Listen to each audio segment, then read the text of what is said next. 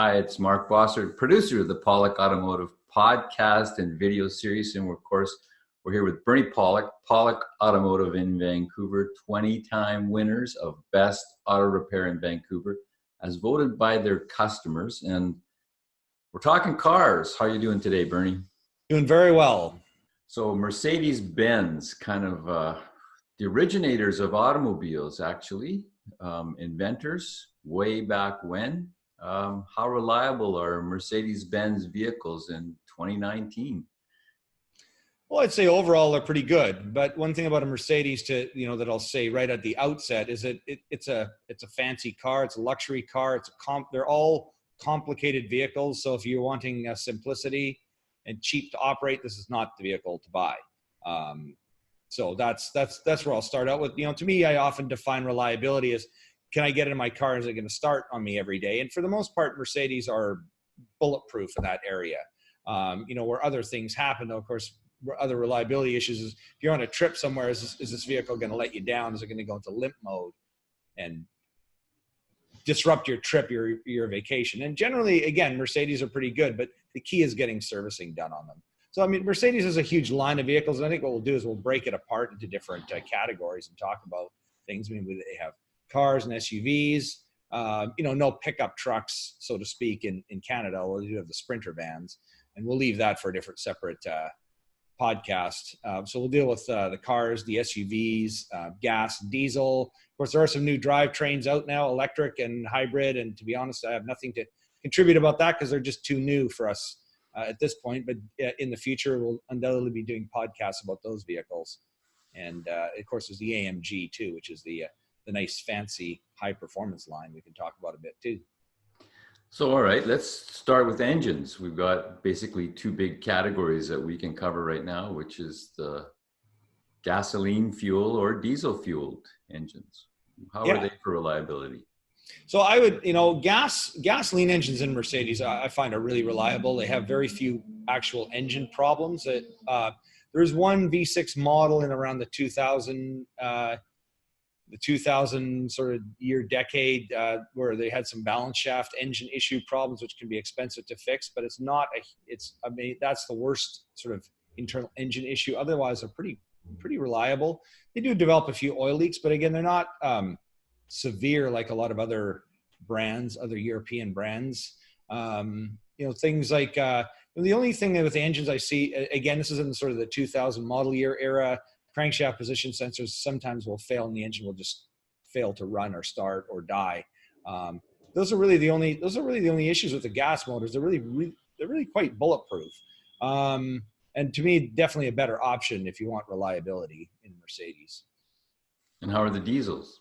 Well, the diesels are another story, and you can probably look in our podcast history and video history, and you'll probably see we've done a lot of stuff on 3-liter diesels. And that isn't the only diesel they have. There's a 4-cylinder offering as well, which is a little more reliable. But the diesels, they have a lot of issues. Now, Mercedes has made diesels for a long, long time, and the early diesels back in the day before a lot of emission equipment were really, they're much more mechanical. They're very much more reliable, and they're not very sexy performance, mind you. They're pretty slow, but you could count on that engine to just keep going and going and going and cost very little. In an era when a gasoline engine was much more complicated to maintain, gasoline engines needed tune-ups and spark plug changes, and diesels didn't. So, but nowadays, to me, the tide is reversed. Like the diesels are actually the problem engines, and the gasolines are the more reliable. It's kind of interesting how that's changed. But there's so much that goes wrong with the diesel. I'm kind of sitting here almost stunned going, where do I start with it?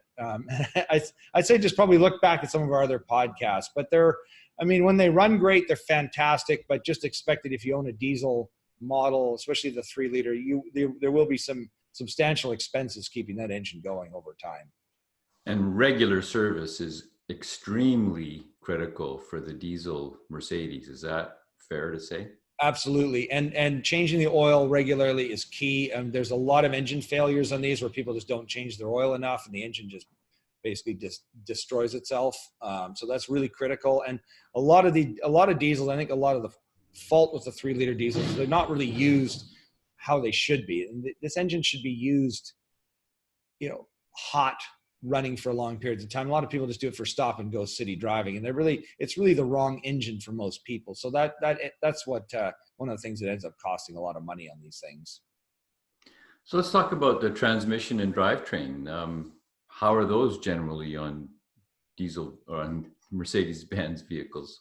Yeah, I mean, generally the transmissions and engines are pretty good. I mean, there are some transmission failures. I mean, again, with every model year, there are updates and changes. For a while, there was a 5-speed automatic, then they went to a 7-speed.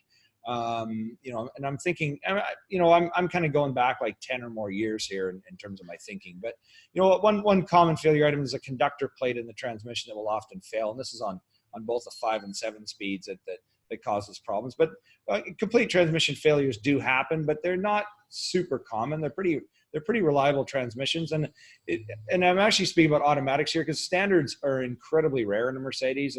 We work on hundreds of them, and the only of anything built, say, the year 2000, the only standard I've actually seen is a C series car, and I was shocked to see this vehicle. It's just so unusual because everything else has automatic. So very, very rare to find a standard in a Mercedes that's been built in the last 20 years or even longer. In the olden days, some of the diesels and the nice SL series, the old SLs had standards, but automatics are pretty much common. But the rest of the drivetrain, differentials, those type of things are really pretty much bulletproof. The axles, CV joints, and rear wheel drive, they're all pretty reliable. Some issues with the all-wheel drive system and the 4MATICs, and we've had some axle shaft problems with the front axles in some 4MATIC models. But other than that, everything's pretty reliable. How about the exhaust system? Exhaust system, pretty much bulletproof. There are certainly some very expensive components, but they're all generally made of stainless steel, and they last for a long time. The key, if you have an engine misfire, of course, fix that, because that can cause your catalytic converter to get damaged. And diesels, we do run into diesel particulate filters that plug up, or catalytic converters that fail because, again, it's more of an engine problem that causes that. But the actual exhaust systems themselves are really reliable. And on a gas engine, it's rare to ever replace anything, unless you get into the really old, 80s and 70s models. So, generating into perhaps one of the weaknesses in German vehicles is the electrical system. How are the electrical components in Mercedes? Well, again, generally pretty reliable, but there's a lot of the electrical system and the electronics are highly complicated. There's a lot of stuff that's monitored, and I'm just thinking about a video of one of our favorite, I'm saying that jokingly, favorite car guys who tends to say bad things about Mercedes, how complicated they are, and how, if you plug a scan tool in, it'll tell you your trunk light bulb's burnt out. Well, these are the kind of things that a Mercedes will monitor. Every single one of your light bulbs is monitored. And so there's some complexity there, but generally it's pretty reliable. Like I can't think of too many customers we have where they come in for an electrical problem. Things like windows and power windows, those other electrical components are pretty reliable overall. How's the suspension on a Mercedes? Well, this is where there's a lot of complexity as well. So some Mercedes just have a standard system. I say standard because it's just a regular sort of shock or strut type system. There are some control arm bushings and things like that wear out. But a lot of Mercedes have air suspension systems, aromatic system, or some of them also have the active body control, a hydraulic suspension system, which these are all very complicated, especially the ABC, the hydraulic system. Generally pretty reliable, but there are some components that are exceptionally expensive. And for example, one hydraulic strut, depending on where you buy it, it'll probably set you back anywhere between $800 to a couple of $1,000 per strut, and there's 4 per vehicle.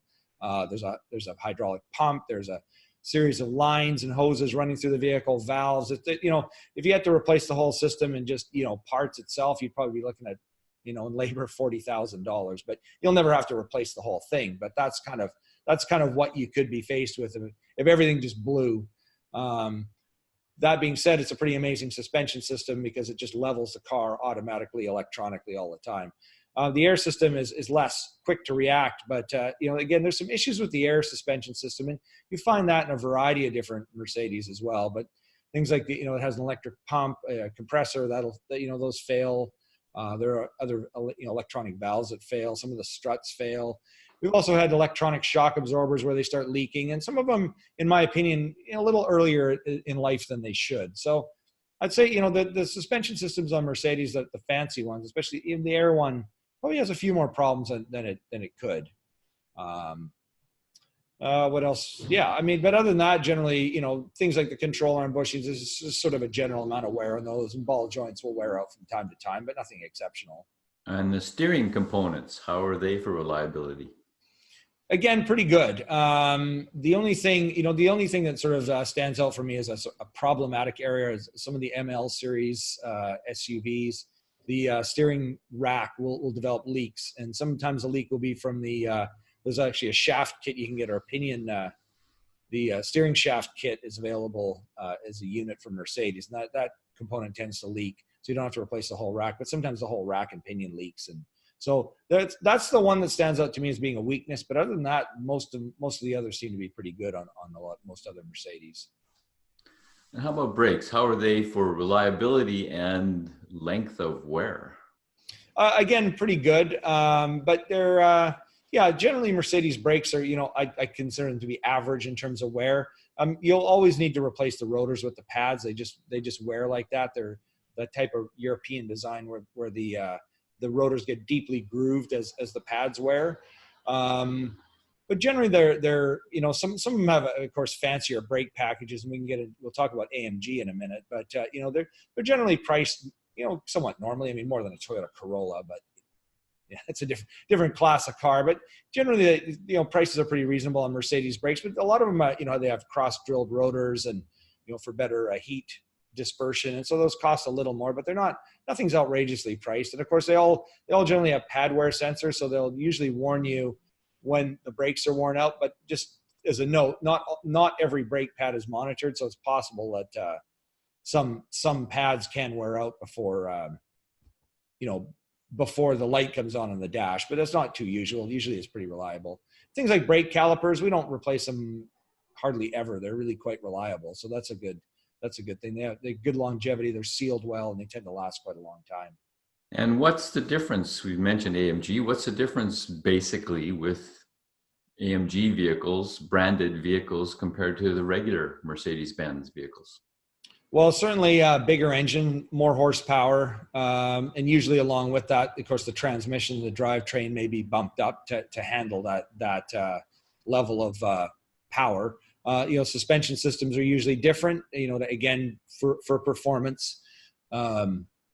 And then, brakes, stopping power. And interesting enough with AMGs, I mean, you can have an AMG that has a sort of regular brake system. I mean, there's still an upgrade from the regular model, or you can have the actual AMG package, which is an even higher end brake system. And often these can be very expensive. Like, for instance, on an SL 55, the regular brake rotors on the regular AMG standard sort of brakes, they're about $300 a piece for the fronts. But if you have the AMG package, the rotors are $1,200-ish a piece. So 4 times the price. They're pretty fancy. I mean, you can tell by looking at them, why the cost is so much higher. But I know with the regular brakes, they stop pretty darn fast. But that AMG package will just give you a little extra edge. So if you're going 150 miles an hour and you keep needing to stop and then accelerate back up, you can do it. But the other brakes will probably be pretty good. So AMG is basically a race car for the road. It is. And I mean, the thing I like about the AMG is they are, it's an elevated class of vehicle for sure. Like you say, it's like a race car for the road, but they're not quite as crazy as, when you get into like a McLaren or a Lambo or something. Of course, they don't look quite like that. So they're more drivable. Now, that being said, I mean, an SLS, of course, is an AMG model, but that's in the class of a Lambo. It's a higher elevated vehicle. But, most AMGs are just fancied up, but in a very good way. And a lot of the interior trim on an AMG, too, is nicer than it is in a regular Mercedes, if you can actually, believe it or not, if you can actually do that kind of thing. So that covers the lineup. And overall, Mercedes, if you want a high-end luxury vehicle, pretty fair to maybe better than average kind of reliability. Is that what your verdict is? Yeah, and the other thing about Mercedes, and I saw a statistic somewhere, that there's and I can't remember the number, but there's a lot like a lot of Mercedes that are built are still on the road. Like they compared to other manufacturers, their lifespan on the road is much higher than your average car. There's certain models of cars, once you get to a certain age, people they're just gone. Like you don't see them.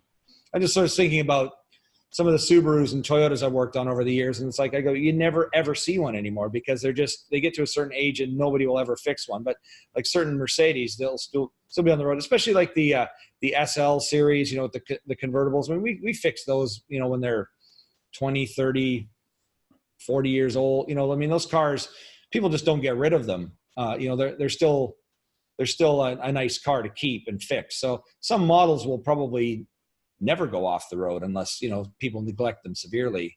So pretty good car for long-term longevity. But as I say, they are expensive to fix, but keep up the maintenance. That's really the key. So there you go. If you're looking for maintenance on your Mercedes-Benz in Vancouver, the guys to see are Pawlik Automotive. You can reach them at 604-327-7112 to book your appointment. You have to book ahead. They're busy.